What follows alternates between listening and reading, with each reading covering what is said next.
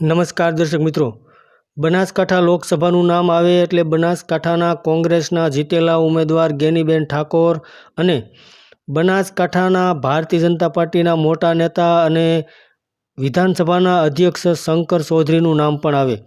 તો આ શંકર ચૌધરી જેઓ ભારતીય જનતા પાર્ટીના મોટા નેતા છે અને વિધાનસભાના અધ્યક્ષ છે, તેઓ થોડા સમય પહેલાં થરાદની અંદર એક કાર્યક્રમની અંદર ઉપસ્થિત રહ્યા હતા. ત્યાં આ કાર્યક્રમની અંદર તેઓએ પોતાની તાકાત દેખાડી હતી અને કહ્યું હતું, કોન્ટ્રાક્ટરોને લઈને વાત કરી હતી અને કહ્યું હતું કે કોન્ટ્રાક્ટરોને કે તમારી પાસે કોઈ પણ અધિકારી ટકાવારી માગે તો મને જણાવજો, મને કહી દેજો, અને તમે કોન્ટ્રાક્ટરો જો નબળું કામ કરશો અને કામમાં કોઈ કચાશ રાખશો તો તમને પણ બ્લેક લિસ્ટમાં મૂકી દેવામાં આવશે. આવી રીતે શંકર ચૌધરીએ થરાદની અંદર પોતાની તાકાત દેખાડી હતી અને પોતાના એક આકરા મિજાજમાં કોન્ટ્રાક્ટરોને અને અધિકારીઓને ચેતવણી પણ આપી હતી. ધન્યવાદ દર્શક મિત્રો.